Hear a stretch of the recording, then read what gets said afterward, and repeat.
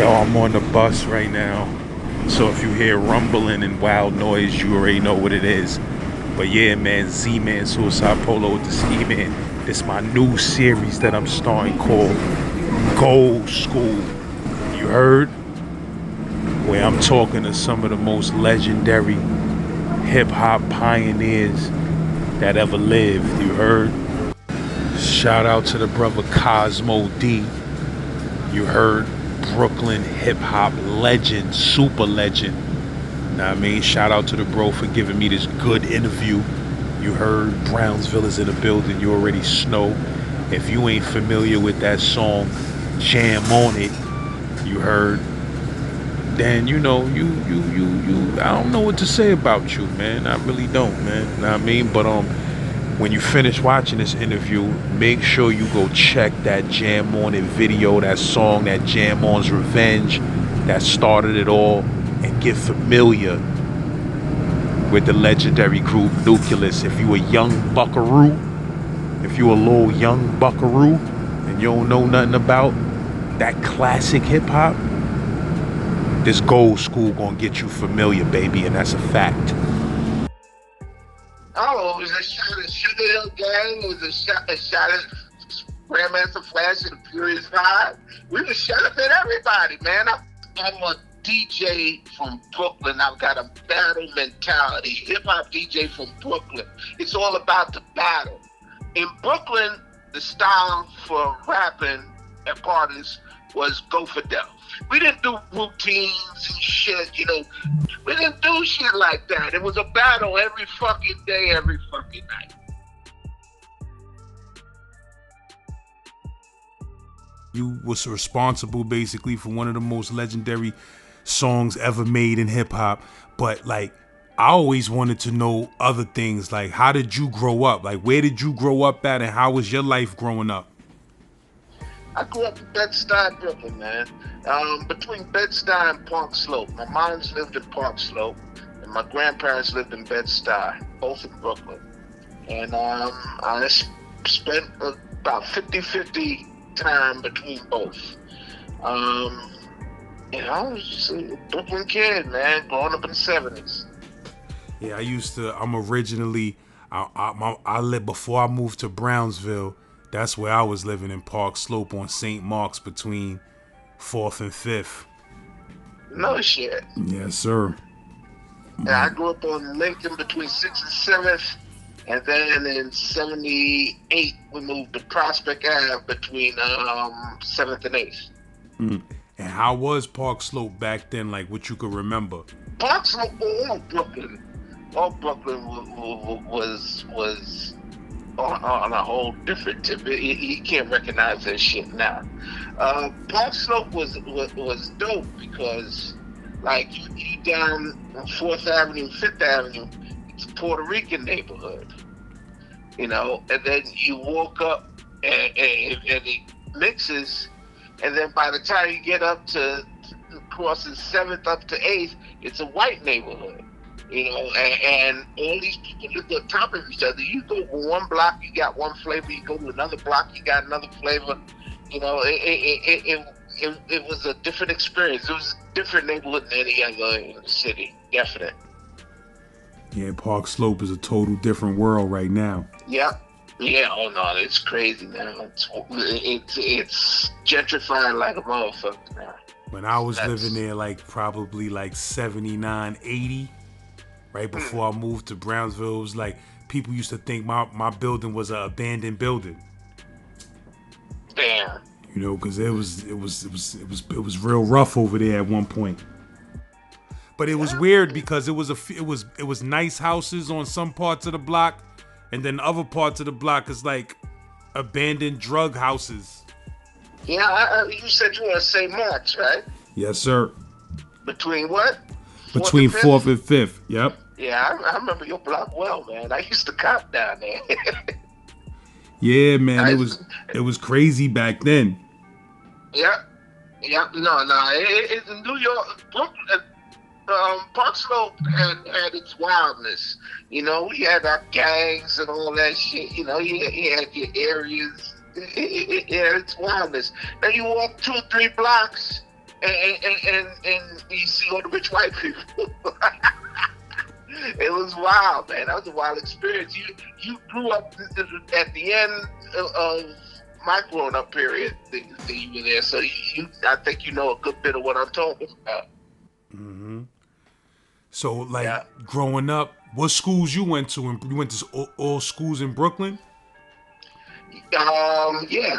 I went to private school for elementary, except for 1 year I went to 51s. Um, down there. Did you go to 51? Yo, I can't even remember what school it was that I went to. The school I went to, it was like preschool, and the school is still there right now. I can't remember Oh, which okay. school it is, but it's two schools right there on like 6th Avenue, Mm. and I can't remember what street, man. But All one right. of those schools is the one I used to go to. 282. That's another school. Sixth, that's Sixth Avenue between Lincoln and Berkeley. Between Lincoln and Berkeley. My mom's used to teach in that school. But Sixth Avenue between Lincoln and Berkeley, big white school. But I went to a school that was up in Clinton Hill, called Woodward. It was a little private school. That was a whole different experience. That had a lot to do with shaping me. And then, like 1 year, because my mom's, she couldn't afford it. It was a private school, so she had me in there oh damn, see, you get old and you start forgetting your words. Scholarship. And 1 year I didn't get the scholarship, so I went to 51s that year. That was my first taste of public school. Did not like the shit. Did not like the shit. That's also the year I discovered things like cutting class and playing hooky. That was in 7th grade. And then for 8th grade, I went back to Woodward. And then 9th grade for high school, I went to Dewey. That's basically where I came of age, down there in Dewey. Dewey's down Bensonhurst, right next to Coney Island. And that was all in the 70s? Yeah. So at this time, was you dipping and dabbing with music or what? All of that happened while I was in high school. All my boys. First, I started getting high. That changed my life, because in the 70s, everybody was getting high, What you mean, get high for what? Weed, man. Weed and blotter, man. When I got a chance to trip, we tripped, man. Took some LSD, took some acid and shit. But basically weed, a little hash here, a little opium there, but weed every day, all day, man. But yeah, so the boys that lived on my block, they tried to get up a band, so I started playing guitar. Started fucking around with guitar. That was when I was maybe 14. Yeah, about 14. And I tried to do that for a while, but I didn't have the discipline to learn guitar. And started singing, and we had a bunch of little bands and all that shit. And started DJing. While I was in Dewey, hanging out with the super seniors in the park across the street from the school campus. You sitting there, and it's a little playground next to the projects, Marlboro projects. We sitting there drinking Brass Monkey and getting high. And somebody put out a box, man, and started playing this tape. And there's this DJ, Count JC from Coney Island.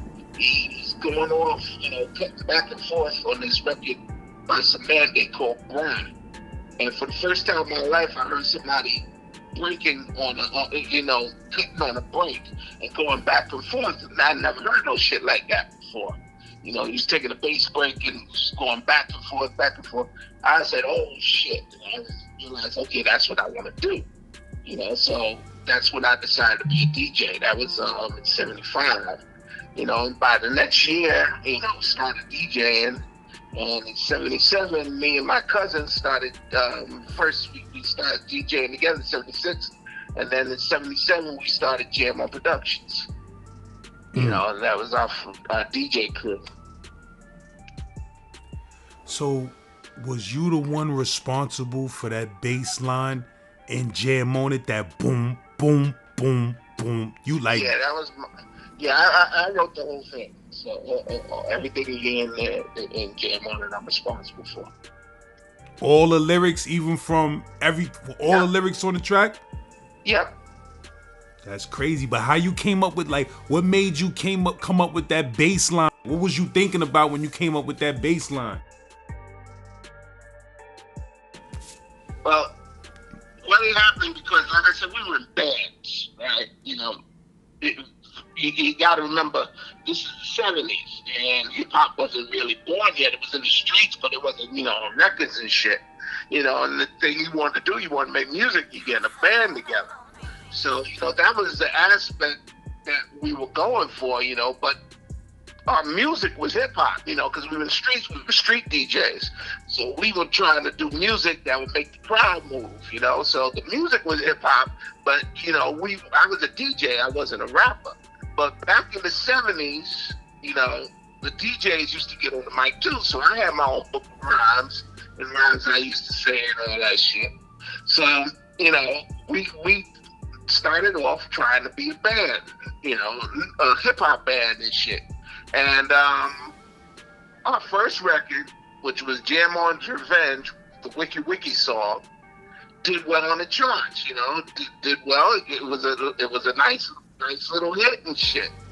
And we got signed to a new record company. Part and self, is it true that Jam On's Revenge was like not serious, but like a slight shot at the Sugar Hill Gang? Oh, it was a shot at Sugar Hill Gang. It was a shot at Grandmaster Flash and the Furious 5. We were shot at everybody, man. I'm a DJ from Brooklyn. I've got a battle mentality. Hip hop DJ from Brooklyn. It's all about the battle. And one of the DJs in my crew said, "Why don't you do a rap record?" He thought the rap records on the air were whack. You got to remember, in Brooklyn, the style for rapping at parties was go for death. You get on the mic, you rhyme your rhymes, you try and blow everybody else out on the mic. We didn't do routines and shit, saying everybody chorus and all that. We didn't do shit like that. It was a battle every fucking day, every fucking night. It was all about the battle. So when the first hip hop records were coming out and everybody was doing routines and all that shit, it was like show business to us. It was kind of whack. It's like they took the shit that you were doing in the streets 3 o'clock in the morning and put it in a rapper room on a TV show, So we thought it was whack, So when he told me to do a rap record, and I'm not gonna lie, I first tried to, before we tried to do the band shit, before I got with Chili B and tried to do Nucleus, I tried to do a rap record. But our whole thing, we had a chorus, but it's everybody going for death, That was our style. That was the Brooklyn style. But I gave up on that because I said I'm a DJ. I'm not a rapper, so I gave up on that shit. So when all the rap records started taking off, because that was like 79, 80 when I was trying to do that. When the rap records started taking off, like this shit is whack. All them shits is whack. There's everybody, party time records and shit. When you got on and rocked the crowd in Brooklyn, that was serious business. That was no party time, everybody taking turns and all. I mean, everybody doing routines and shit like that. Like, what clubs was rocking in Brooklyn back I ain't do no clubs, man. I was a young brother that didn't want to get dressed up. I was rocking the streets, man. Street. We had a mobile DJ crew, so people would hire us to do block parties and hire us to do wedding receptions and hire us to do halls and shit like that. We never played in any clubs. That wasn't our shit. Our shit was, going to people, and then we'd read the crowd and give the crowd what they wanted. That's what it was all about. But so when we came out with Jam on Revenge. Like my boy asked me to do a rap record. I said, fuck doing a rap record. So I did an anti-rap record, you know? Not anti-rap, but anti the rap shit that's on the radio. So we were calling out all the crews and all that, you know? And if you listen to and you can hear the original demo that's on jamonproductions.com in the vault, the original Jam On's Revenge, we calling everybody fuck out, you know, and making fun of them doing it in the George Clinton way. Like I said, that record did well. And they wanted us to come with a rap record next. And I told them, I said, I'm a DJ, you know, we're DJs, we're not MCs. They said, yeah, but we want a rap record. I said, okay, fuck it. So what I did was came up with a dope ass beat. And the record that I thought that had the funkiest bass line at the time, kid called Situation by Yaz. They also call Yazoo in the United States, but their real name is Yaz. So I took that bass line and I freaked it. And I put it on that funky beat. 45 minutes, I came up with an arrangement. I broke out my old rhyme book from the 70s. That's right, those rhymes was from the 70s. And I put them together in a song format. And B was supposed to write his own rhymes, but he never did. He said he couldn't come up with anything. So he wrote new rhymes for Chili B, which works out because you can hear my style of writing from the 70s changed by the time I wrote that, which was 1983. And that's how Jam On It came about. Eventually, like, am I wrong, or like you and Chili B had a fallout or something like that? No, we never had a fallout. He was married to my cousin, my first cousin, you know, who was also in the group, Nikki D. And when they divorced, we just stopped working together. You know, but we never had a fallout. We never had a problem with beefing or anything like that. Just we stopped working together, and then when people started calling for Nucleus to do gigs and shit, I called them up and say, come on, let's go get that money. And we started doing gigs again.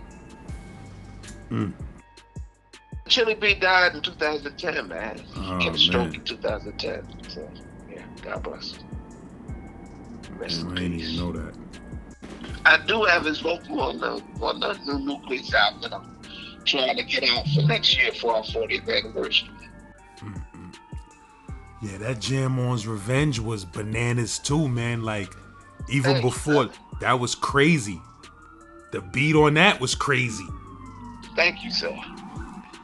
But yeah, so when y'all got that, who was the first person that really played that record on the radio? Jonathan Farron. That was a blessing and a curse at the same time. He was a DJ, a white gay dude. He was a DJ at BLS at the time. He used to have a mix show. And somehow or the other, he got a hand of all, because our shit was independently released, you know, on a almost a white label, you know, Mayhew Records, you know, that was the guy that was calling himself our producer, that was his label. And I think he only pressed like 5,000. And Jonathan Farron started playing it, mixing back and forth on the mix show, and the shit started blowing up. So that was the blessing. You know, the other blessing is Jonathan Farron has a great ear for gadgets, sounds, and EQs, and mixes. But Jonathan always felt that he made us. At least that's my opinion. You know, and when we did our deal with Sunnyview, they turned over the mixes, the final mixes, to Jonathan. And Jonathan acted like they were his fucking records. So he'd take them and make dubs out of the shit that we recorded. So that's always stuck in my craw. But God rest the dead. And you made that beat in your house? Yep. Like the song in your house? With what? With what type of machine? A Tascam Porter Studio. That's a cassette, a 4-track cassette. And which beat are you asking about? The Jam On It beat. That's an 808 TB303, a Sequential Circuits Pro 1, and a Roland RS09. That's all I had. Sometimes you go further when you're limited, man. you learn when you only got a few things to work with. You learn how to work them good and put the dope shit out with them. You played that bass with an actual guitar. Or you was playing keyboard. It's a keyboard. It's a Sequential Circuits Pro 1. Played that bass. Synthesizer. And how the video came together? The video was the guy that promoted us. His brother did the video, and he came up with all that concept. We had no fucking say. Y'all wasn't feeling it? No, I hated the video. Because the way y'all was dressed and all of that, that was all their ideas? No. The way we were dressed, that's how we went on tour. The way we were dressed, those were actually outfits that we wore on stage. But the whole concept for the video they came up with, and they shot it on videotape. And back then, you were supposed to shoot your video on film unless you didn't have the money. And so the look of it to me looked cheesy. It looked whack, compared to the videos that were happening. But what I didn't realize, what I didn't take into a concept, was that shit looked street like a motherfucker. And I should have appreciated that. I didn't until much later. And, and all the breaking and shit and the popping and all that shit. So now the videos are considered a classic. I spent a good few years hating on that shit. I'm not gonna lie. Who was that in the video breaking? All right, the kids were the guy that called himself our producer. They were his kid and his kid's friends. You said call himself what? Our producer. Oh, he's the guy that original when I was looking for a deal. He used to have he used to run a record label called Reflection Records, and that put out a minor hip hop hit. And I had what's the Raptivity, and I went looking for that record company, and I found him at that record company. And I'm a loyal kind of person, so he listened to it and gave me pointers. That was when I was first shopping, the hip hop shit I was doing. And so when we came up with the group concept, I went back to him. I was really on my way to just getting old, man. Tommy Boy. I was on my way up to Tommy Boy, and I stopped by his crib first to give him first shot. And he talked me into doing a deal with him, but that motherfucker, my loyalty sometimes don't get rewarded, because he ripped us off. He didn't pay us for shit, kept all the money. Yeah, but. And how old y'all said y'all was in that video?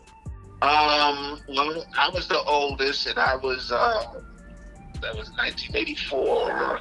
I was either 23 or 24. No, I was either 24 or 25, 1984. I was either 24 or 25.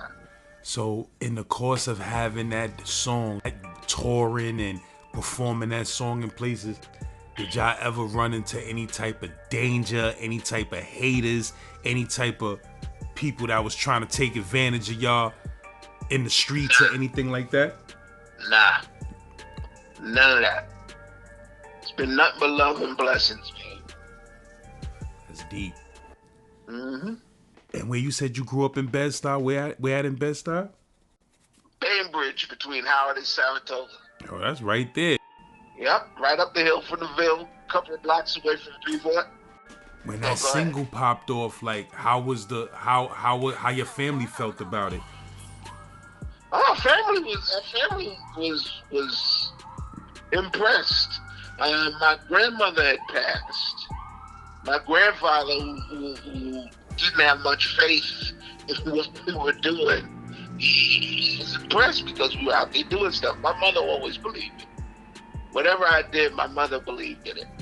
Because I was her child, so she knew, you know, she knew if I put myself to it, I could achieve it.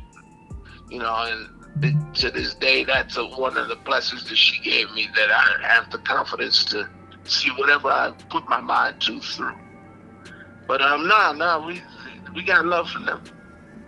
And I know that song done probably took you across the world already. Huh? Yeah.